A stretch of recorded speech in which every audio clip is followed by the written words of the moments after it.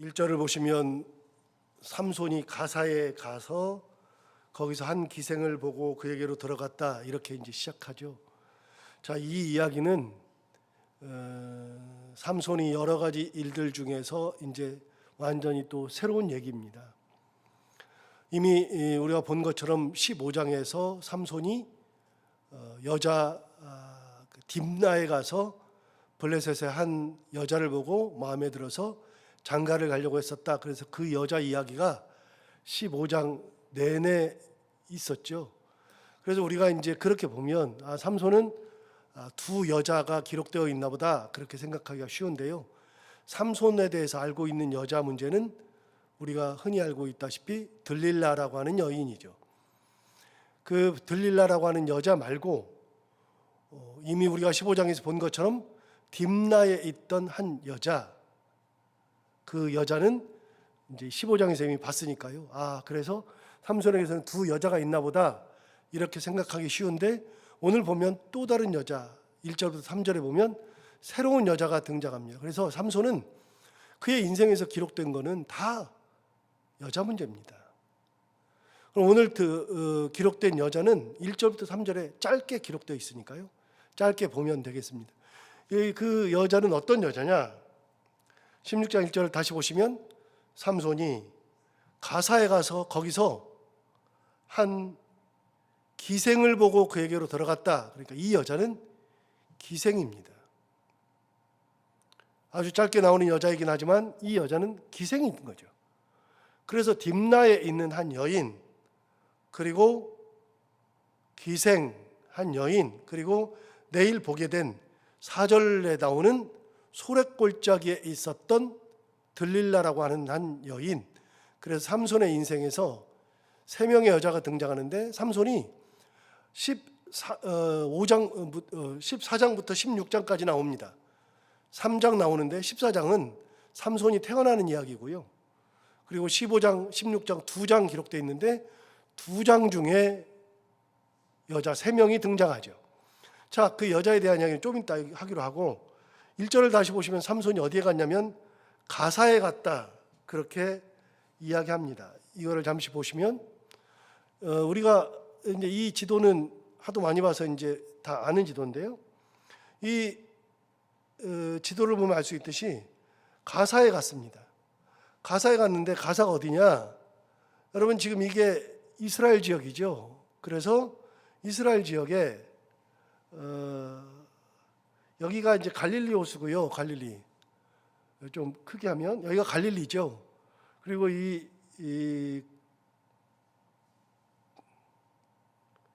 여기가 갈릴리 지역인데,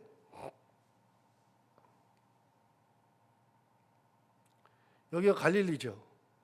그리고 이 요단강을 쭉 따라 내려오게 되고, 요단강 따라 내려와서 여기가 사해죠. 그래서 이거를 이렇게 보면 요단강 이렇게 돼 있습니다, 지도가. 그래서 이스라엘 지역이 어디냐? 이스라엘 지역은 여기부터 이렇게 해서 지금 현재 이게 지금 이스라엘 지역이죠. 이제 이렇게. 이 밑에는 이제 지도가 없고요. 그래서 이 안쪽이 지금 이스라엘 지도입니다. 그런데 이스라엘 지역 중에 이 가사, 가드 뭐 이렇게 나오는 블레셋의 5도시, 블레셋에 나오는 5도시는 우리가 아는 대로 어디를 얘기하는 거냐면, 블레셋 5도시는 여기 보시면 여기 가사가 있죠. 그 다음에 여기 가드 있죠. 그리고 에그론, 아스돗, 아스글론. 그러니까 블레셋의 5도시는 이렇게 지도에서 보면 요 근처에 이렇게 몰려 있구나, 이렇게. 이게 여기가 가자 지역입니다. 블레셋 지역이 바로 여기입니다. 블레셋은 다른 데가 아니고 바로 이 지역이 블레셋 지역인데요. 이 블레셋 지역은 여기가 블레셋입니다. 여기가 다른 데가 아니고요. 여기가 이렇게 이 블레셋 지역의 5군데의 도시. 그래서 블레셋은 5도시라고 그랬잖아요. 5도시 중에 가사로 내려갔다 그랬으면 어디냐? 여기까지 간 겁니다. 여기까지. 여기로. 그래서 삼손이 가사까지 내려갔죠. 참고로 우리 텔레비전 보면 맨날 나오는 얘기가 이스라엘과 가자지구 전투 그랬죠. 가자지구 전투라는 것은 지금 이 가사가 가자입니다. 이 가사가 영어 성경으로는 가사가요. 가사예요. 그래서 가자지구 그러면은 이 지역을 얘기하는 겁니다. 근데 이 지역은 이 옛날에 이 블레셋 지역이 있는데 이 블레셋 지역이 지금의 가자지구입니다. 그래서 이스라엘과 가자지구 전투 그러면 바로 이곳이 전쟁하는 곳입니다. 참고로 제가 지금 다른 지도를 좀 가져왔는데요. 이 지도는 뭐냐면 이스라엘 땅에 지금 이 가나안 땅은 여기 가나안이잖아요. 여기가 지금 이쪽이 여기가 지금 이스라엘 지역이니까요. 이 이스라엘 지역에서 이 이스라엘 지역에 이 큰 지역이지만 이 지역에 이스라엘 사람들만 사는 게 아니고요. 팔레스타인 사람들이 같이 살잖아요. 그래서 이스라엘이 싸우는 데는요. 팔레스타인 사람들하고 그렇게 싸웁니다. 그 팔레스타인 사람들이 누구냐? 팔레스타인 사람들이 여기 보시면 여기가 가자지구죠. 보이죠? 이 지역이 여기가 가자지구입니다. 우리가 봤던 지역, 이 지역이 가자지구죠. 그리고 이스라엘에는요, 또 팔레스타인 사람들이 따로 살아요. 이 지역이 뭐냐? 바로 여기에 있는 것처럼 이렇게 큰 지역이 여기가 가나안 땅이지만 이스라엘 사람들이 아닌 팔레스타인 사람들이 따로 삽니다. 그래서 이 지역을 뭐라고 부르느냐? 여기 이 지역을 여기 있는 것처럼 서한지구라고 부릅니다. 여기 보시면 서한지구라고 이렇게 되어 있잖아요. 서한지구. 그래서 서한지구 사람들이 삽니다. 그래서 서한지구는 이게 지금 서한지구거든요. 서한지구를 뭐라고 부르냐면 우리가 이렇게 텔레비를 보다 보면 이렇게 나와요. 요르단강 서한지구 이렇게 말하거든요. 그럼 요르단강 서한이 뭐냐? 여러분 알다시피 요르단강이 어디냐면 요르단강이 지금 이게 여기가 저기 갈릴리고요. 요르단강 이렇게 흘러오고요. 사해가 이렇게 돼 있잖아요. 자, 그러면 요르단강이 어디냐면 우리가 알다시피 지금 이 가운데 있는 이 선이 지금 요르단강이거든요. 여기가 요르단강이잖아요. 여기가 요단강의 서안. 그러면 요단강의 이게 동쪽이고 이게 서쪽이죠. 그러니까 서쪽이죠. 서쪽에 있는 안은 해안 지역 할 때 그런 안자를 씁니다. 그러니까 서쪽에 있는 해안 그런 쪽입니다. 그래서 요르단강 서안지구는 바로 이걸 요르단강 서안지구로 합니다. 그래서 이스라엘 사람들이 지금 맨날 싸우는 데는 두 군데입니다. 여기 가자지구하고 요르단강 서안지구. 여기는 팔레스타인 사람들이 자치국으로 살아가고 있습니다. 그래서 팔레스타인 자치국이기 때문에 이 팔레스타인 자치국은 이스라엘 사람들이 들어가 살 수 없고요. 옛날 사람들인 팔레스타인 사람들이 지금도 거기 들어가서 살고 있죠. 그래서 이 둘 중에 가자지구 사람들은 굉장히 우리가 흔히 말하는 하마스라고 그러잖아요. 하마스가 지도부인데 하마스가 무장 세력이고 이게 원래는 자기네 나라에서 가자지구에서 무장 정파입니다. 그래서 원래 정부군이 아니라 비정부군이에요. 그래서 이 사람들이 반란 일으켜 가지고서 가자지구를 점령하고 결국은 거기를 다스리면서 굉장히 강경파입니다. 그래서 가자지구에서 전쟁 일으켜서 지금 가자지구 전쟁하잖아요. 이번에 이제 휴전에서 끝났죠. 그리고 요르단강 서안지구. 이 요르단강 서안지구는 여기는 온건파들이 주로 삽니다. 그래서 여러분 지금 이 지도에 보면 뭐라고 되어 있냐면 이렇게 되어 있어요. 여기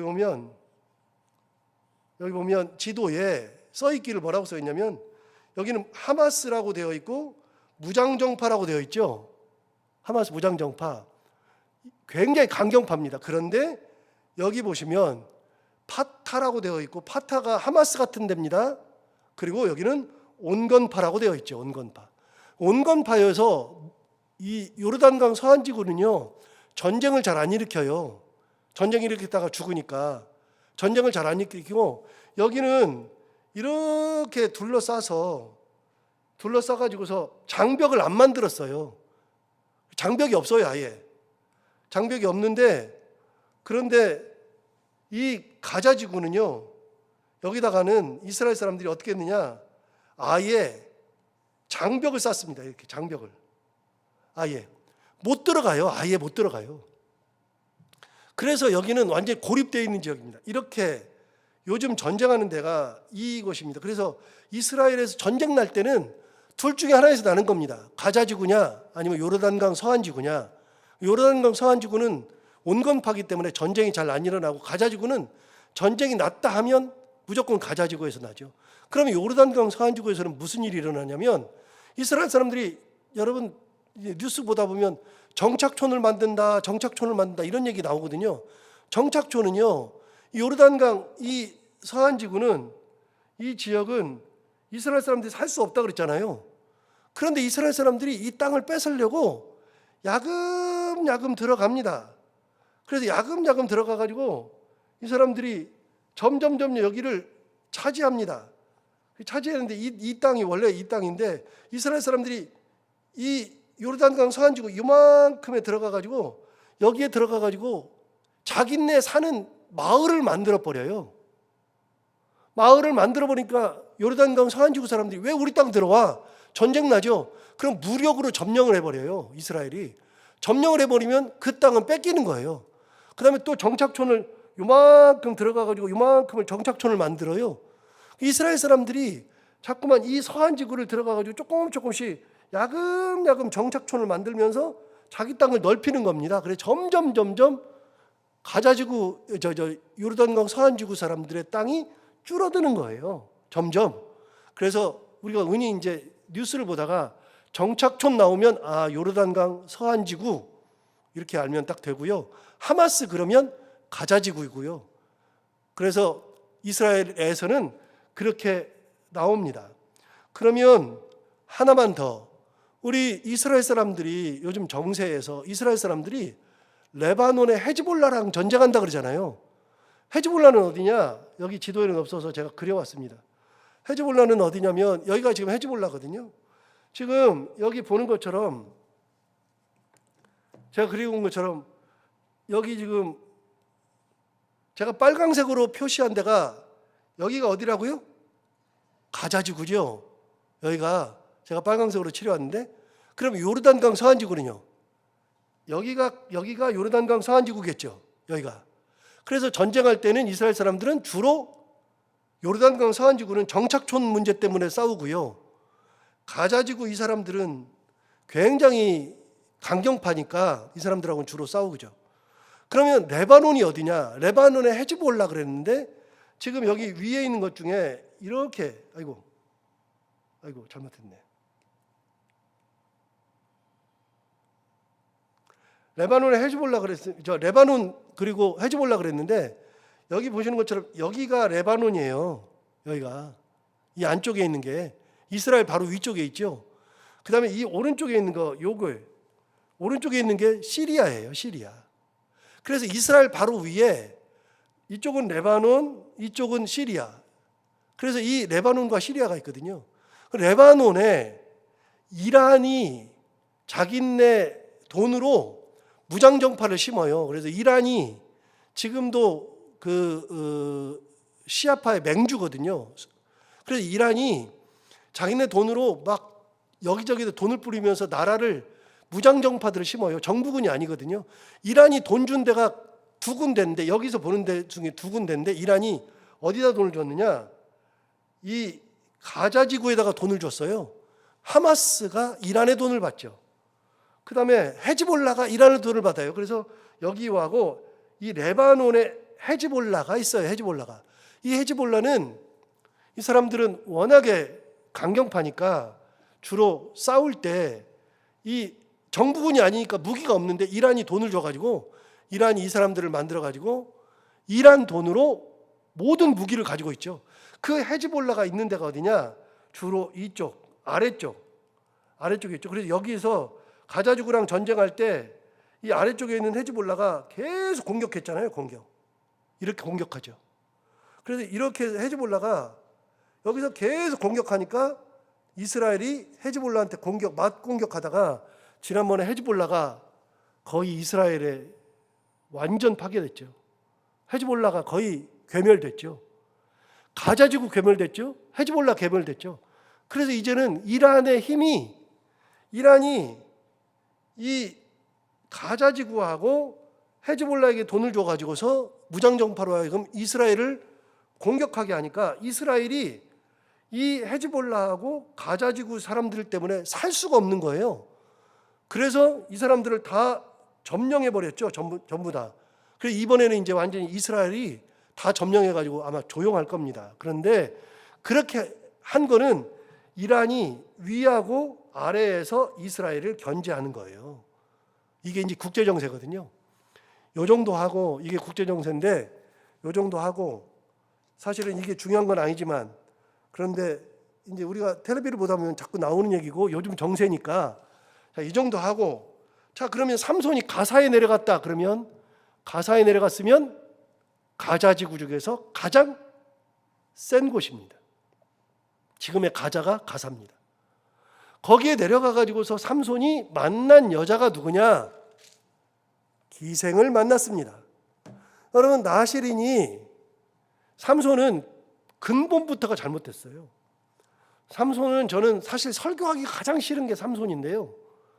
삼손은 하나님의 은혜로 태어난 사람, 나시린으로 태어난 사람, 평생을 하나님의 뜻대로 살아야만 하는 사람인데, 삼손은 기질이 기본적으로는 2개 혹은 3개라 그러잖아요. 삼손의 성향은 첫 번째는 여자 좋아하는 거. 그 성향을 못 버려요. 2번째, 내기 좋아하는 거. 그렇게 내기를 좋아해요.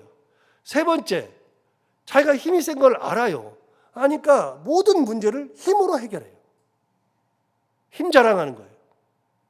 삼손은 조건이 좋아요. 기본적으로 조건이 너무나도 좋아요. 그런데 그 성향을 못 버려요. 모든 문제의 근원은 3군데에서 다 나와요. 사람은 장점이 가장 큰 약점이 돼요. 원래 돈 있는 사람이 가장 큰 장점은 돈이에요. 그런데 돈 있는 사람의 가장 큰 약점은 돈이에요. 사람은 장점이 약점이 돼요. 사람은 지식이 많으면 그게 장점이에요. 그런데 지식이 많으면 그 지식이 약점이 돼요. 독이 되기도 해요. 거꾸로요. 여러분, 건강 좋은 사람은 건강이 장점 중에 장점이에요. 그런데 건강이 약점이 되기도 해요. 삼손은요, 진짜 가진 게 많은 사람이에요. 하나님의 은혜도 굉장히 많아요. 전쟁하고 싸울 때 되면 여호와의 영이 그에게 임해요. 장점이에요. 그런데 삼손은 그게 가장 큰 약점이에요. 그래서 삼손이 여자를 너무 좋아하다 보니까 그냥 여자 그냥 끊임없이 여자. 그래서 내려가고 이제는 안 되니까 가사까지 가서 거기에서 기생에게 들어갔어요. 여러분, 여기 1절 다시 보세요. 1절에 보시면 이렇게 말했잖아요. 삼손이 가사에 가서 거기서 한 기생을 보고 그에게로 들어갔다. 그에게로 들어간 게 무슨 말이에요? 기생하고 뭐 하러 들어가요? 뭐 보나 뻔한 얘기지.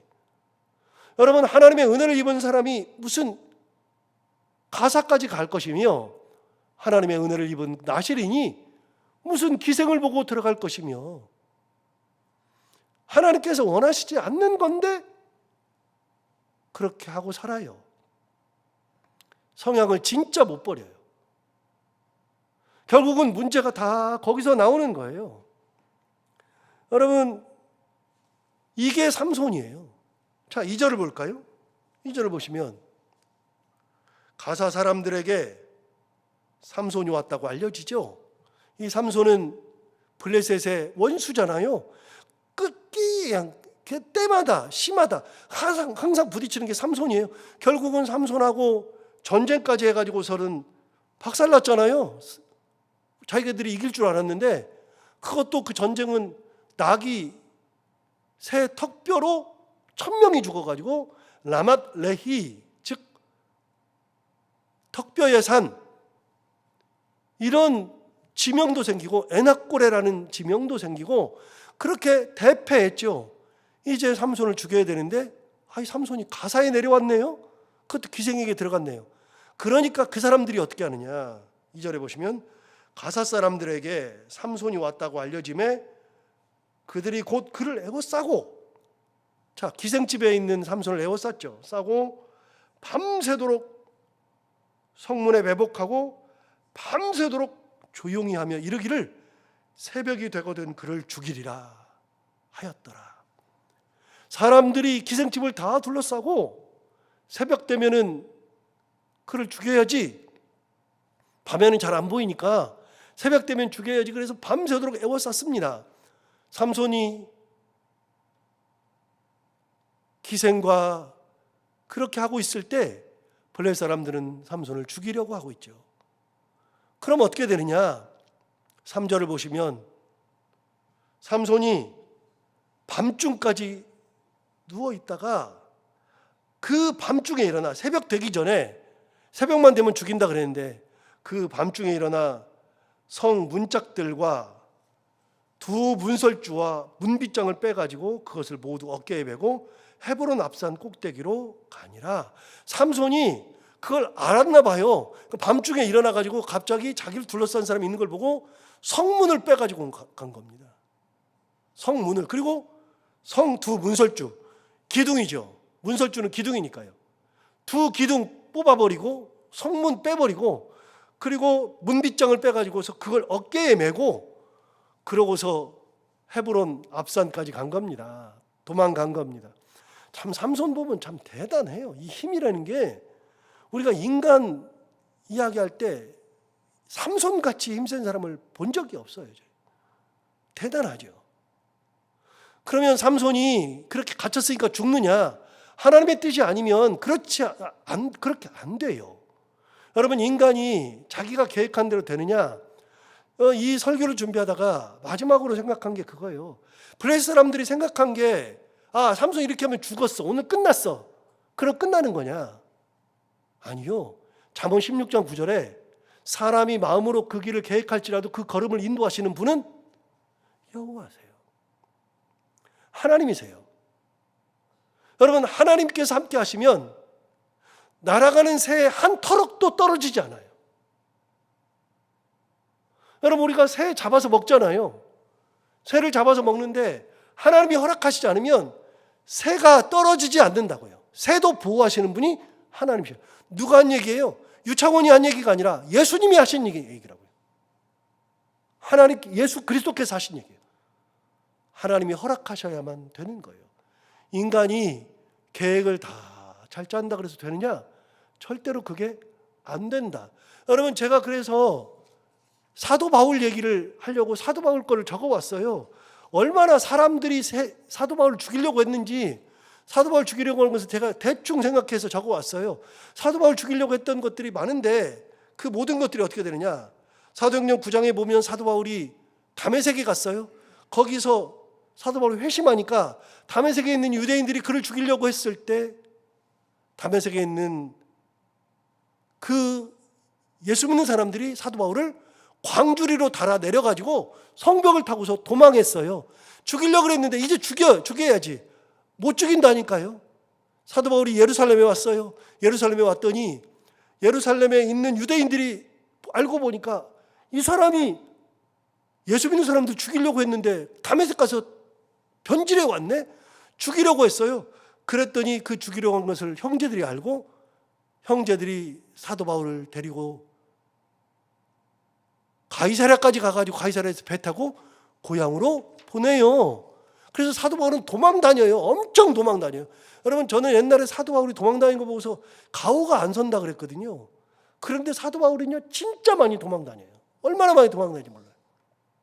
16장 사도 바울이 빌립보 감옥에서 빌립보 감옥 가기 전에 사도 바울이 마케도니아에서 환상을 보고 거기서 전도하려고 그랬는데 하나님이 자꾸만 막아요. 결국은 어떻게 되느냐? 마케도니아에서 환상 보고 그리스로 넘어가요. 하나님의 뜻대로 넘어가요. 빌립보 감옥에서 죽으려고 했을 때 하나님 앞에 기도하니까 지진이 나고 옥문이 열려서 살아나요.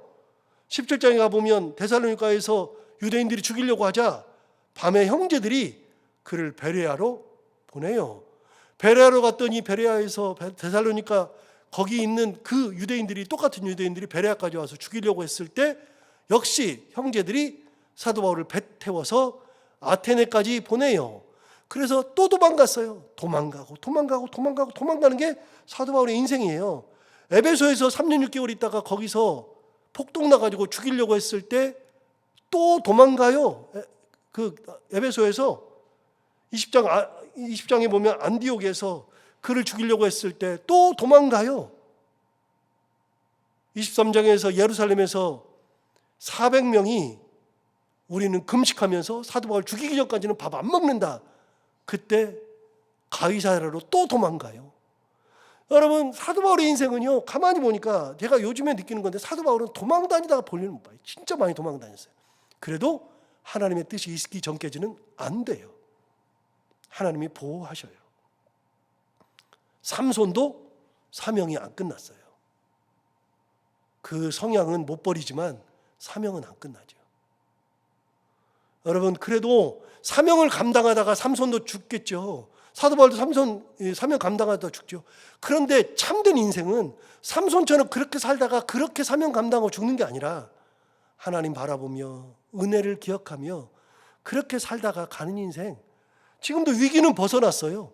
그러나 그게 좋은 인생은 아니다.